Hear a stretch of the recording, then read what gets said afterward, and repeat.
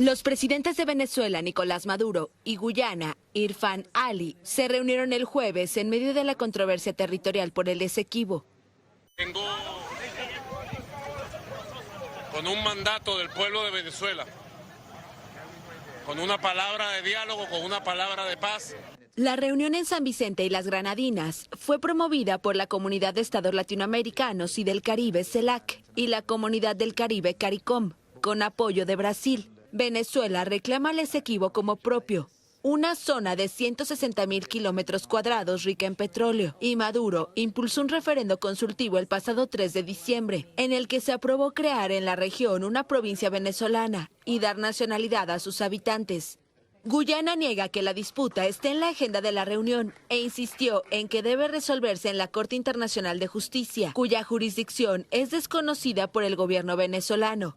Georgetown llevó el caso al Consejo de Seguridad de la ONU y anunció contactos con socios militares como Estados Unidos, que hizo ejercicios militares en el Esequibo. Brasil, que ha abogado por una solución pacífica, anunció su decisión de reforzar sus fronteras. Aunque se trata de un litigio centenario, la disputa por el Esequibo se recrudeció en 2015, luego de que la petrolera estadounidense ExxonMobil descubriera grandes yacimientos de crudo en la zona administrada por Georgetown. Venezuela acusa a Guyana de dar concesiones en aguas marítimas por delimitar. Bien, buenas noches nuevamente. Estamos con Francisco Poleo, periodista. Con él vamos a analizar este tema. Y lo primero, Francisco, además, bienvenido al espacio. Aquí el gran perdedor pareciera ser Maduro. Mira, lo forzaron a desescalar el conflicto, eso fue Lula.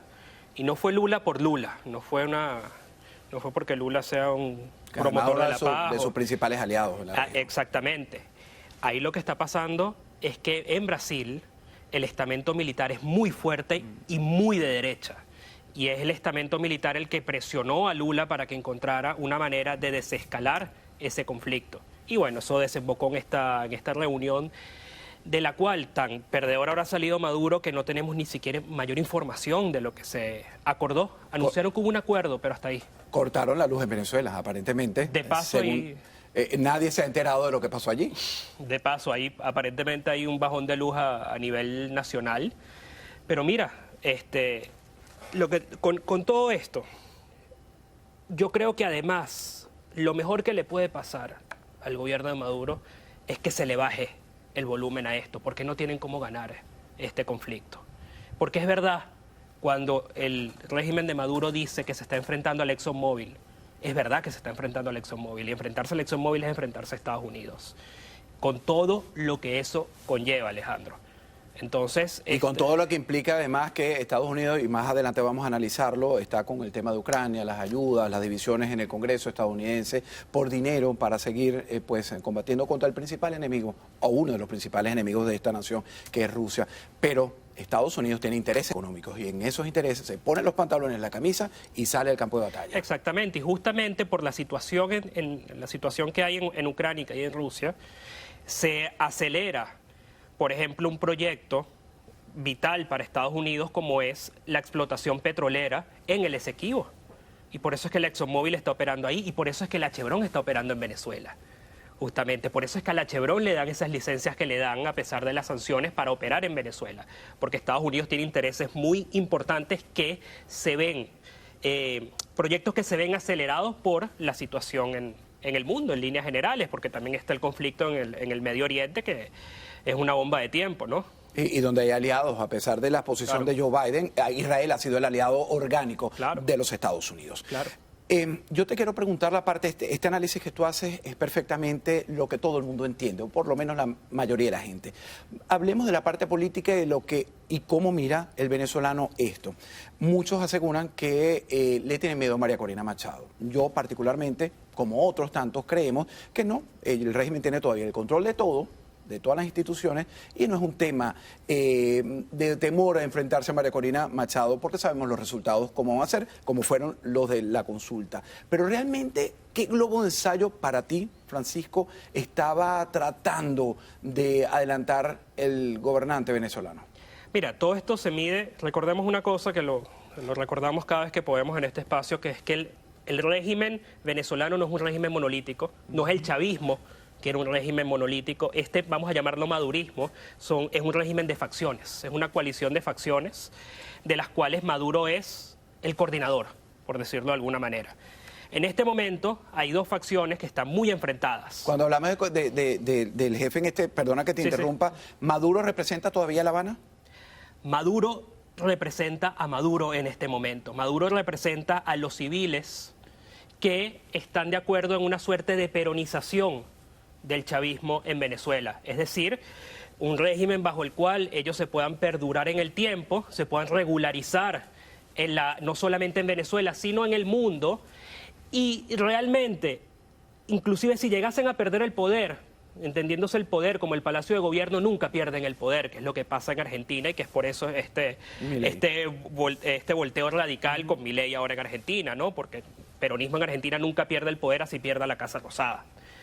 Entonces, hay un enfrentamiento entre esa facción y la facción más radical del chavismo, que es esa facción de Diosdado Cabello. Narcotráfico y todo lo que implica esa estructura criminal. Exactamente. Esa facción no ve en los futuros acuerdos o posibles acuerdos, porque ya no sabemos ni siquiera si se le puede llamar acuerdos a lo de Barbados, porque lo viven incumpliendo, pero no ven esos acuerdos que ellos tengan cabida, no ven un futuro para ellos dentro de esos acuerdos. Entonces hay un enfrentamiento muy duro entre Diosdado Cabello, por ponerle nombre y apellido a esa facción, y por ponerle nombre y apellido a la otra facción con Jorge Rodríguez.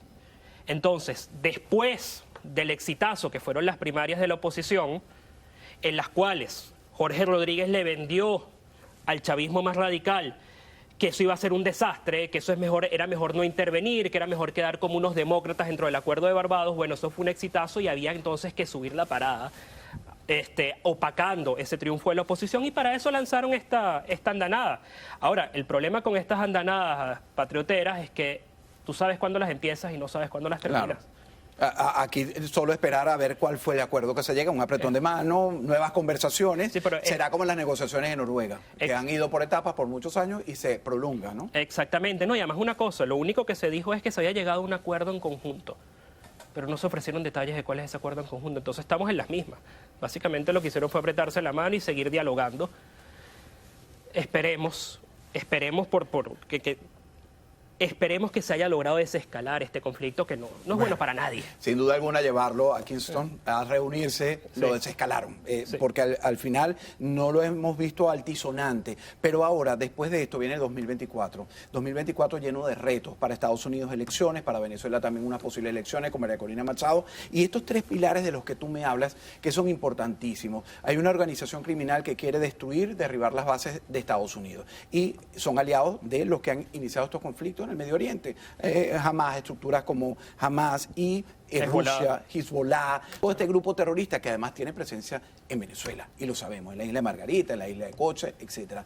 ¿Quién podrá ganar este juego, si hablamos entre venezolanos, de metras, ¿no? Que es las canicas, que le dicen en otras partes del mundo? ¿Quién cree, Francisco Poleo, que pudiera tener la voz cantante? ¿Los hermanos Rodríguez, la organización criminal Cártel de los Soles que dirige Diosdado, o Maduro? Mira, es un juego macabro en ese sentido. Nicolás Maduro o los hermanos Rodríguez bailan muy cercano a Nicolás Maduro, forman parte de ese conjunto, lo han ido llevando hacia esa peronización del chavismo. Inclusive ya se habla de que puede haber en el 2024 un candidato distinto en el PSV a Nicolás Maduro. Veremos, pero ¿Tú lo crees? Son globos de ensayo, son globos de ensayo. Todo depende del contexto, es un contexto que requiere mucho más tiempo seguramente el que tenemos ahora, pero ¿quién se va a imponer entre el chavismo peronista o el chavismo radical? Depende solamente de Estados Unidos. Depende de que Estados Unidos logre encauzar ese acuerdo. ¿Tú crees que Estados Unidos esté más allá de la parte económica que vemos que se ha impuesto y que ha puesto a bailar a todos a su ritmo, pueda decidir el futuro de Venezuela? Mira, es que la parte económica depende de la parte política, porque una cosa es que tú des una licencia para que Chevron extraiga algunos barriles de petróleo, pero las grandes inversiones que requiere Estados Unidos en Venezuela, no solamente con la Chevron, sino con todas las demás industrias americanas, requieren un país donde haya instituciones estables, donde haya seguridad jurídica. Y eso solamente se logra en un país medianamente y no se acostumbrarán democrático. como pasó con Cuba. Es decir, me parece, bueno, tienen que resolver los cubanos su situación, los venezolanos igualmente, y ellos siguen con sus negocios. Pero es que hay una cosa, en Cuba no hay el potencial económico que hay, y estratégico sobre todo, visto desde el punto de vista estratégico que hay en Venezuela. Estados Unidos y Occidente necesitan petróleo, porque el petróleo está aquí, a pesar de lo que nos hablan de las energías verdes, por lo menos por los próximos 30 años. Así es. Y no se puede confiar en Rusia, y no se puede confiar en Arabia Saudita. Entonces, tienes que explotarlo aquí, de este lado del mundo. Si no cambia la situación, porque vemos que Diosdado dice una cosa, el otro, ¿cuál será el papel que le tocará jugar o cómo tendrá que vivir el venezolano de a pie en esta puja económica, política de la geopolítica mundial? Mira, en Venezuela hemos visto que a pesar del rebote, ellos se viven, pues hace 2 días o ayer, presentaron el presupuesto económico ante su propia asamblea, presupuesto del año que viene, y Delcy Rodríguez habló de un crecimiento absurdo, un crecimiento mayor que el que Estados Unidos y la Unión Europea. Pero por supuesto, cuando tú estás en el subsuelo del subsuelo, cualquier rebote mínimo parece muchísimo, ¿no? Ahora... Bueno, además el que le crea a ellos, ¿no? Yo no le creo absolutamente nada. Pero partamos de que le creemos, ¿ok? Entonces, cualquier rebote mínimo significa 50% de crecimiento o más. Ahora bien, ¿a dónde realmente ese crecimiento económico permea? Mira, según las cifras, por ejemplo, en COVID eso no permea. Según las cifras en COVID, el 94% de la población no tiene acceso a esos recursos que se ven sobre todo en la capital y en algunos otros lugares. Por eso te digo que eso es un negocio para ellos. Ahí el ciudadano a pie está condenado a sobrevivir, a seguir saliendo a la frontera. Y fíjate paradójicamente lo que ha ayudado a ese rebote económico son las sanciones, porque eso ha hecho, entre otras cosas, que ellos tengan que lavar el dinero en Venezuela. ¿Tú eres de los que condenan las sanciones? No. Ah, no, pero yo pensé que... No, pero paradójicamente las sanciones han ayudado a que mejoren las condiciones económicas en Venezuela. De eso se habla poco, Alejandro. Pero es que si no, ellos todo ese dinero que se han robado lo estarían llevando...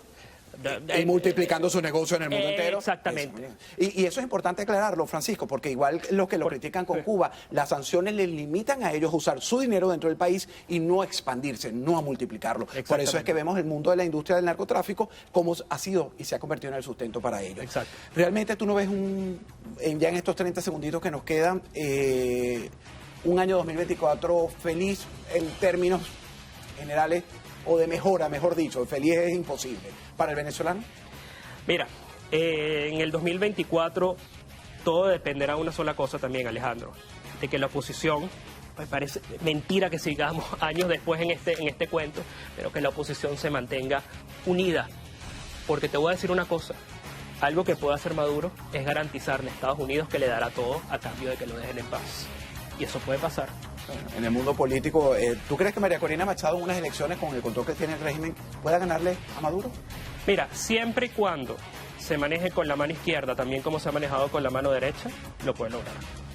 Bueno, difiero muchísimo de ti porque yo creo que mientras no se depure el CNE y no se saque el control que tiene de todas las instituciones del régimen, pero bueno, eso es parte de lo que sigue siendo el análisis de la Venezuela. Es muy complejo el tema. Gracias, Francisco Poleo, por este análisis. Amigos, al regresar, ahora resulta que pierden Biden, mejor dicho, pierden los 7 swing states, los estados cruciales que deciden la elección presidencial. Pero antes, lo vamos a dejar con la visita a Israel de Jake Sullivan, el asesor de seguridad nacional de Estados Unidos. El asesor de Seguridad Nacional de la Casa Blanca, Jake Sullivan, se ha reunido con Netanyahu y el gabinete de guerra. El ministro de Defensa ha dicho a Sullivan que necesitarán varios meses para ganar la guerra y no se detendrán hasta la victoria. Hoy el Parlamento israelí ha aprobado con 59 votos a favor y 45 en contra ampliar en $7.000 millones el presupuesto para la ofensiva. Mientras tanto, continúan los bombardeos en Gaza. Tras las 10 bajas militares, el ejército ha difundido imágenes de arrestos en la franja. Tampoco cesan las redadas en Cisjordania. Solo en 3 días han muerto 11 palestinos y hay 500 detenidos.